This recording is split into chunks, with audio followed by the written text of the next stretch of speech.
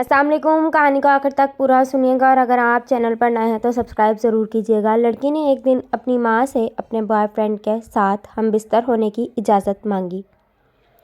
عقل مند ماں نے کچھ سوچ کر بیٹی سے اجازت دینے کے لیے ایک شرط پر 1 ہفتے کی مہلت مانگ لی۔ شرط یہ کہ وہ بادشاہ کے محل کے سامنے رکے، اور جب بادشاہ اپنے قافلے سمیت محل سے نکلے تو ایک بے ہوش انسان کی طرح خود کو اس کے سامنے گرا دے، اور جو گزرے وہ ماں کو سنائے۔ لڑکی نے ایسا ہی کیا تو بادشاہ خود گھوڑے سے اترا اور خود ہی اس کی حالت درست کی، اور پھر اسے اچھی حالت میں گھر پہنچانے کا حکم دیا۔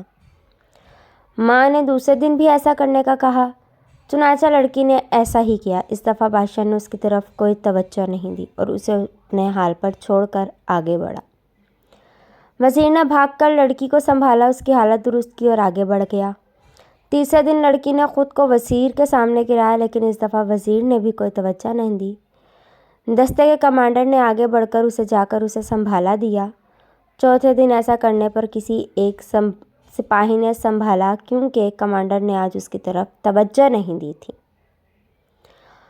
5ویں دن عام راہگیر نے اسے اٹھایا۔ 6ٹھے دن لوگوں نے پاؤں مار مار کر اسے راستے سے ہٹایا۔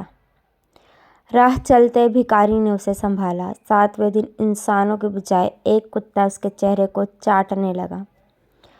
ماں نے بیٹی کو سمجھاتے ہوئے کہا کہ بالکل اسی طرح معاشرے میں جب کوئی گرتا ہے تو سب سے پہلے کوئی امیر شخص یا کوئی بگڑا امیر زادہ اس کی عزت نوچتا ہے، پھر وہ اس کو اپنے سے کمزوروں کے لیے چھوڑ دیتا ہے۔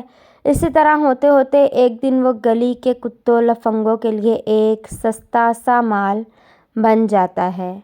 فرینڈز، اسٹوری اچھی لگے تو میرے چینل کو ضرور سبسکرائب کریں۔ اللہ حافظ۔